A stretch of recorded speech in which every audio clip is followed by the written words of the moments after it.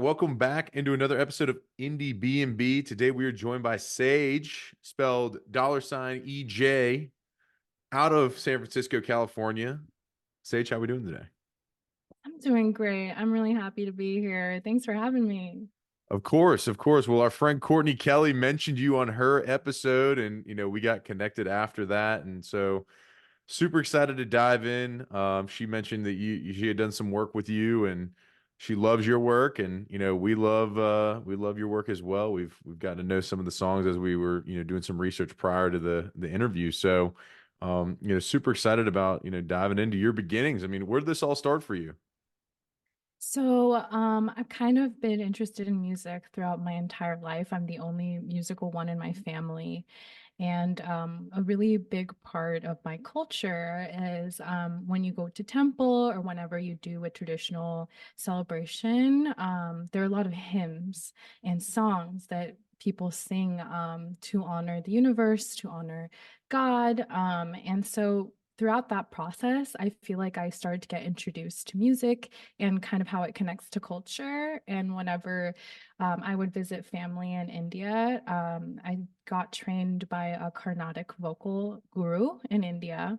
And that was kind of how I started like my music journey.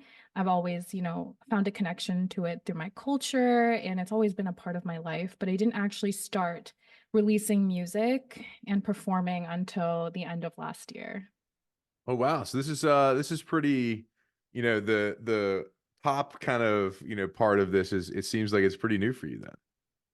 Yeah, definitely. Like all of the, marketing, social media side and actually getting things out there is definitely all new. Yeah. Well, good. Well, I mean, how's it been so far? As is it expect what you expected? Was it more or less work than you thought? Like, what's that been like? I'm basically running my own business, right? Like as an independent label. And I also have a corporate career that I'm very proud of as well. So it's like everything that I do is on my free time. And so on weekends or after work hours. And so it's definitely challenging because when you're your own independent label and you're starting from scratch, right? Like I had no one help me. I had no resources. I'm fully self-made. I'm fully self-funded and fully independent. So I didn't really know like all that went into it. And I had to do like all of my own research. And basically being your own label means you're doing your own branding, marketing, all the logistics. Like when people are trying to book me, like talent bookers reach out to me, like I'm doing all of that planning and logistics for myself as well. And then when I'm a solo act and I'm working with a band, it's like I'm also doing those logistics. So it's kind of a lot.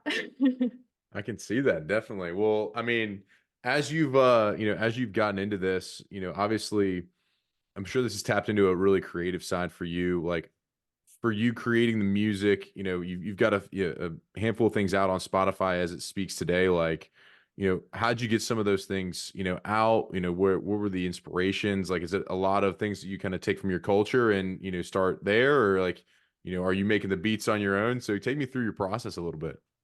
Definitely. So the first song I ever made is Descend. I released that as a single, and it's on my EP that I released this past Diwali, so in October of last year. And Descend is a song that I actually worked on when I started to teach myself music production. Like I started to, figure out how Logic Pro works over the pandemic. It was like a pandemic hobby. I was like, I love singing. I have so much, time on my hands right now. So let me try to teach myself music production. And the first take was not that not that great. But I ended up finding through, social media, I ended up connecting with other people in the music community. Like recently I connected with Courtney and she's so amazing and talented. And so it's like you meet all these people and you're able to find connections that are able to help guide you through this process because of social media, which was kind of the beauty of like the social media transformation that happened because of the pandemic. And so I was able to meet a very talented producer who worked with me remotely and like really helped take it to the next level. And that song, Descend, my first song that I ever made, that one is actually about my dog. So it was about my dog. He has passed, but that song is like about how he makes me feel and like how he's everything to me. And so every time I think about that song, I wrote it when I was out like taking him on a walk. And so Yeah. it's like I always like remember him. And so it's really fun. It's also really fun because it sounds like it's about a guy, you know, it's like a song about being like in love with some guy, but then I'm always like at my shows, I'm like, this is about my dog. And it always gets like a laugh because it's like, oh, like, okay.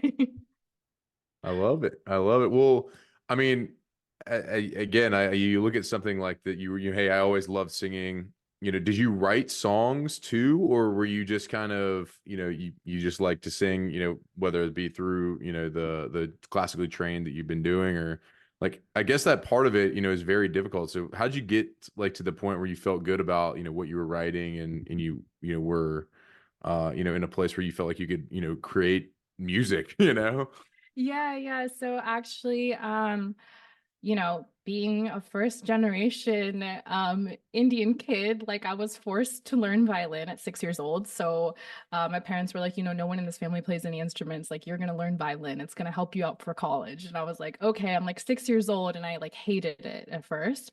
But then it ended up being like literally my favorite thing ever. Like, I ended up like putting everything into getting good at playing violin. And then I started playing viola, which ended up becoming my main instrument. And I actually sample viola in the song 1/0 in my EP 1/0. So I create a rap beat, and that rap beat actually samples viola, which is me playing viola because I'm like, you know what? Like no one ever like uses viola in like a modern context. So I'm just gonna do that. And that's kind of like what my music is. It's very unique. I don't think there's anything really to compare it to. And I'm just trying to make something new that like, you know, I would like to listen to, which bring something new to the music scene because a lot of times I've noticed as an independent artist, people are always trying to like put you into a box, especially when you're trying to get onto playlists and get placements.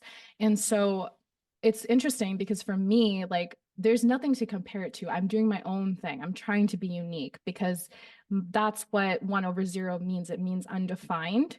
And I don't like to be put into a box. Like I want to be different and I want to create something new because I feel like because of my identity as a first generation South Indian woman, who, you know, people like me are very underrepresented in the entertainment and music industry. And so I want to do something different because growing up, I never thought it was a possibility until I just decided to do it in the pandemic. Like I never thought I could because I'm like, there's no one doing what I do that looks like me. Like it's not an option for people like me, you know, it's not like a career path. So it was just kind of like a dream in my head. And so the fact that I was able to make it happen is really like amazing just to know that I did that. And it was truly because of the pandemic, I have to say.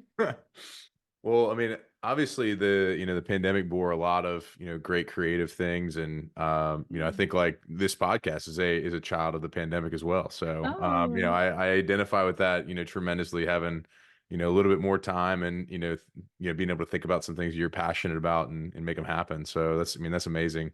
I want to get into, your latest song that you've released, Not So Simple, as our song Spotlight. Like I want to understand, from your perspective, how did that song come about, from, you know, either words on a page or from really nothing to something. So take me through what that journey was.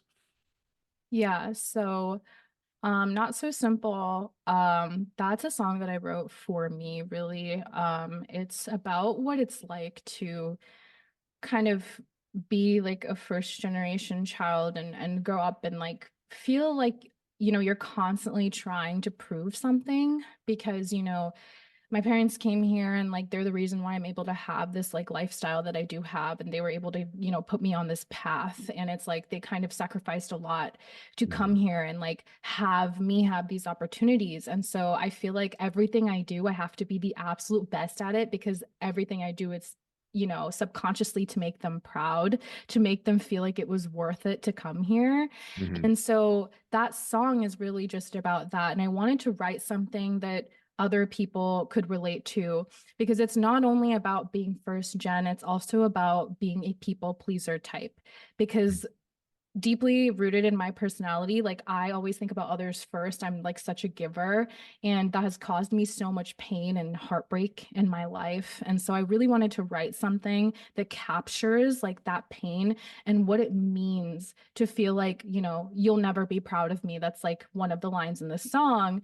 And it's like, maybe it's not so simple. Like it's so much more than that, like these feelings of sometimes I feel so proud of myself. And then sometimes I'm like, am I doing the right thing? Am I on the right path? And that song also features like a bit of carnatic vocalization because I really wanted to capture my pain and emotions in that song. And I feel like um what's so beautiful about Carnatic vocal techniques is you're able to really capture like this beautiful human emotion carried through voice.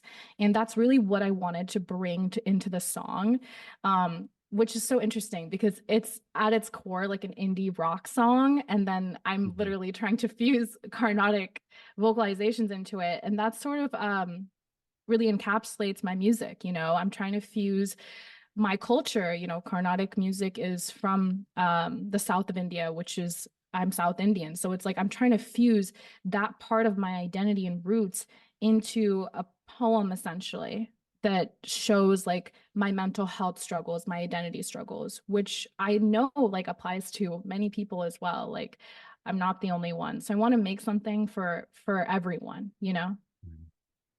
Definitely, definitely. Well, I mean, within the within obviously the creative process for you, like, do you start lyrics first like that? Do you start, do you create the music that went behind it? Like, what's that look like, kind of from a nuts and bolts perspective? Yeah, my creative process is a little unconventional. So I actually just started recently learning guitar. Like I could do like basic rhythm guitar, like play my own songs, a few covers here and there. So when I actually wrote a lot of my EP in these past few singles, like I wasn't doing songwriting, like, picking up my guitar and like coming up with melodies, things like that. What I did is I actually religiously listened to my Discover Weekly on Spotify. And if I really like a song, I will just DM the artist. And most of the time they will respond and like, allow me to work with their beats. They'll even, give me some more beats to work with and they're really supportive. So I feel like that's something that really changed the game for me because my songwriting process is I'll listen to a beat that I really like or a song that I really like that is from another indie artist or another underground artist because my Discover Weekly at this point is trained to be artists that are like also a little underground. Like I'm not getting like those top 40 artists that are already at the top of the Mhm. charts. That's not what they show me. And so I'm able to listen to a beat that I really like. And then when I listen to a song, I listen to it over and over and over again. And I just start to think of like lyrics for that beat or song. And I write poetry. So I kind of just come up with verses based on poetry and like journal entries. And that's kind of my process. It's a little unconventional, but I'll go on like a really long walk and then I'll be like just sitting down and I'll just write. That's really what I do. Wow. So that definitely is something new and unique that we've, haven't heard on the, kind of the way that people, conventionally again, like people are, recording something on their phone or, when they get a, stroke of, an idea. So, for you, whenever you basically listen to music to create music, which is interesting. Yeah, I do. And I feel like I love music and I love like hearing unique things and hearing other emerging artists so much because they inspire me. And that's also what motivated me to like be like, you know what, like I'm gonna start making music. I'm gonna start doing this too. Because you reach out to them and you realize like, they're people just like you and me, and they're like so happy to like see that impact being made. And I'm like, I love this community. Like I love other indie artists and like connecting with them. And they make really great music. And so it's like that kind of is how I start my songwriting process with that basic pattern. And then I work with my producer to create a beat that follows like a similar pattern that's original, of course. And we kind of work together and have a very creative process. And yeah, he's awesome. I just want to shout him out. Greg Zopke. He's based in Paris and sometimes LA, and he is extremely talented and he's been a really great supporter and great person to work with through this journey. That's awesome. Well, shout out Greg for helping Yeah. produce some great hits with Sage here. So with with that, like obviously comes the live element to being an indie artist. Like talk me through what your experience has been so far on that side of things. Have you done a lot of shows? Have you done cover shows? What does that look like for you? Yeah, so I feel like I kind of just hit the ground running like after I released like my first single. I found like this local like Facebook group and I just connected with like a lot of other local artists and they would just be like, "Hey, like I listened to your song, like you should perform at the show." And so I started out actually performing at a yoga studio. So Purusha Yoga School, every last Friday of the month, they do something called Vibe in the Studio, and supposed to be very similar to um, what is that one it's like a small scale venue, and then they don't tell you the address until you Oh, sign so up. far. So Far. Yes. So it's supposed to be really similar to So Far. And it's kind of like their own version of that. And that's where I started. And I met like this amazing music community. And I had my first show and I kind of like threw together a band really last minute, like off of a Facebook group. And they ended up being such amazing, talented people to work with that really like taught me a lot of things too. Because just being a vocalist and coming from a classical instrumentation background, I didn't really understand like all that went into like the equipment and like managing all of that and how live sound works because the way Mhm. that mixing and live sound works and like, performing in a yoga studio and the acoustics there versus, performing at Milk Bar. So that's kind of where I started. And then I ended up doing a few more shows and going to open mics and my most recent show in SF, my last show was in March, and it was for Breaking Sound, which is this amazing music collective that reached out to me. And it was a really great show with other indie artists based in the Bay. And it was at Milk Bar, and it was so much fun. It was a packed house. Like, it was just a wonderful time. And then after that, I had my first show in Los Angeles. I performed for Major Stage.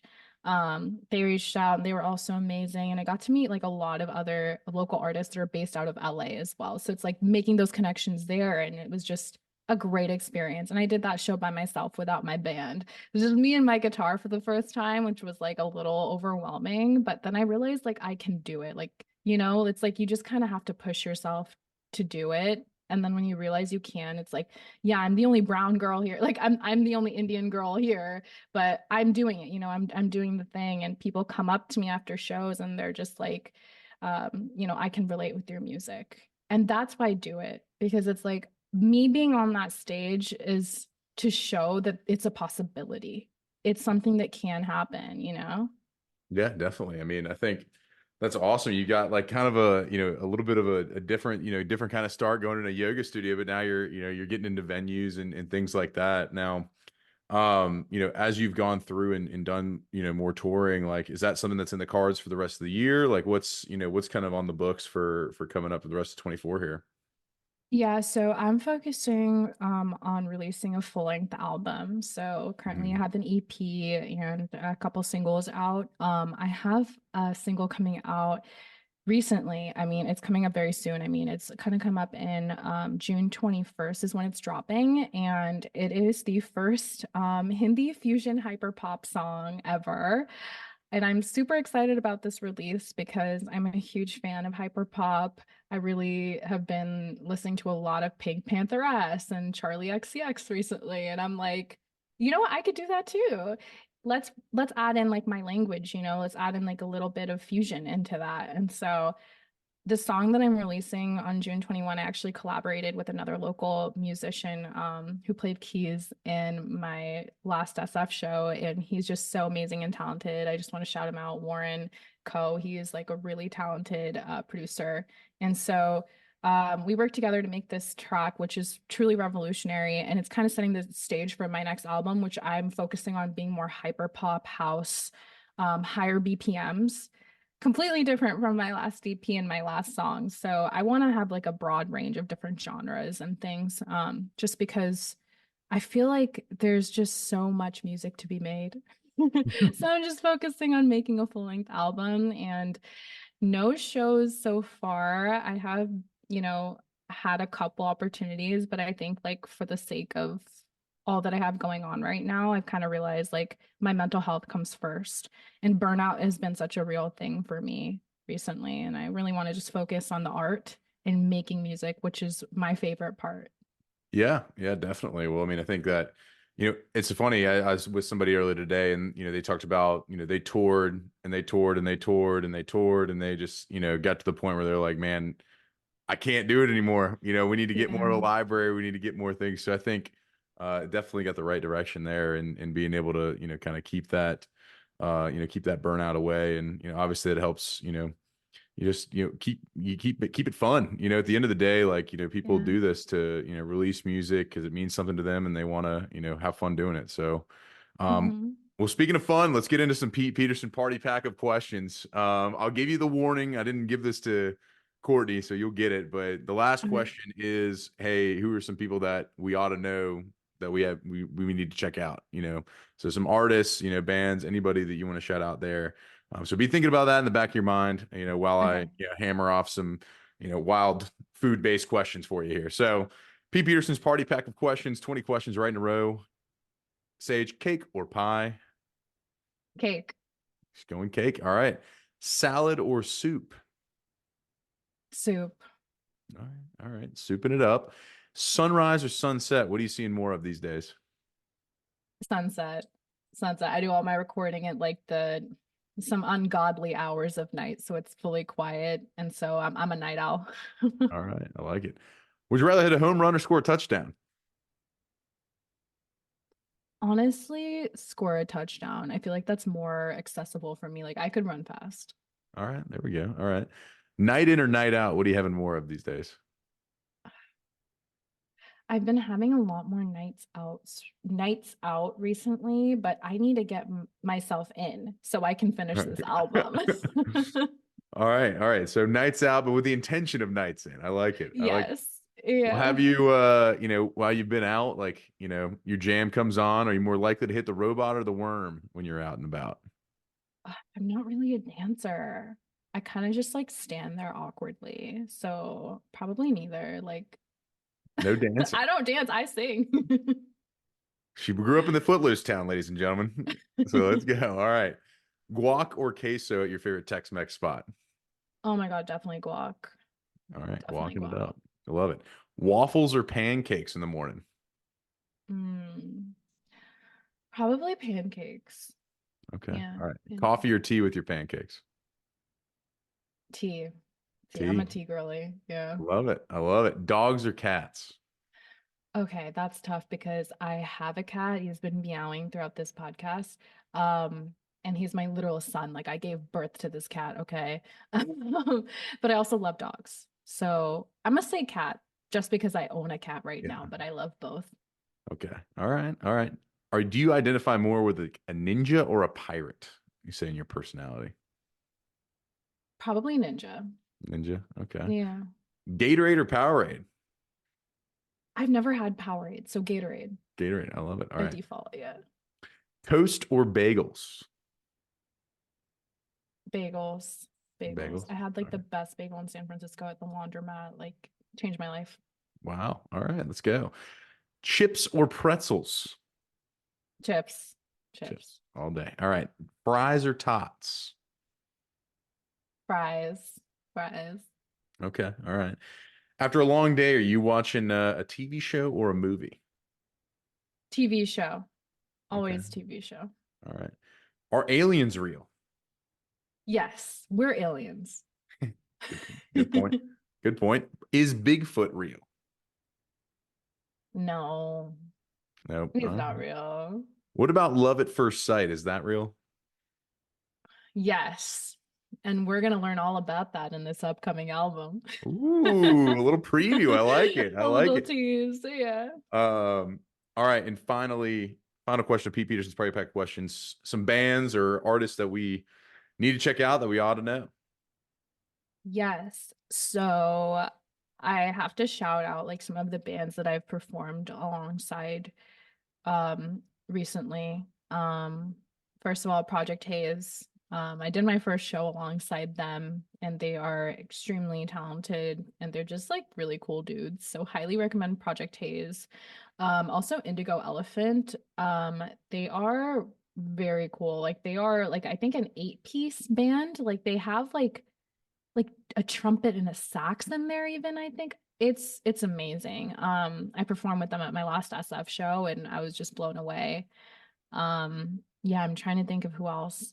Um, yeah, I also performed alongside Ariana Nicole, and she's just a wonderful person. And she just released a song recently, and it's literally been stuck in my head. And yeah, like they're great. And I think Courtney already mentioned Alexandra, but Alexandra has been such a great supporter. Like I feel like I've ranted to her about so many things. We've never met in person, and I've literally ranted to her about so many things like over Instagram DMs, and she's just like such a mentor to me. And she's just like, oh, like it's all gonna be okay. And I'm like, thank you. Same with Courtney. Like they're just wonderful people. And then Honey Disposition. I think Courtney mentioned them as well. I did a show with them at Hotel Utah, and they are such a sweet couple. They're like the most wonderful people, and their music is so wholesome and cute. So, yeah. I love it. I love it. We got five good ones for you for our listeners there. So, of course, Project Haze, Indigo Elephant, Ariana Nicole, Alexandra, and Honey Disposition. So, if anybody wants some picks from Sage, those are them. Go check them out on the places you stream stuff. Check out Sage's song not so simple right here in the bottom of our description. You can check it out. It'll take you over to the streaming platform we use. You can check out the rest of her stuff. You click on her name in our description as well. And look for the I'm gonna get this wrong. I'm gonna make this right here. Hindu Fusion Hyper Pop single coming out on June 21st, as Hindi well as fusion. Hindi Fusion. God, Yeah. do it. Come No, on. you're fine. Hindi. All right, Hindi Fusion Hyperpop coming out June 21st with the full album, to boot there, sometime 2024. So looking forward to that, and we're following along as you release more stuff. So we appreciate you hopping in here, Sage. Once again, Sage spelled $EJ, pronounced Sage. Want to make sure we got that in there as well. So thank you so much for stopping in. Thank you so much. And Instagram bio, it's at Sejal Cargill. And yeah, thank you so much for having me on the Indiebnb podcast. This has been amazing. Awesome. Thank you.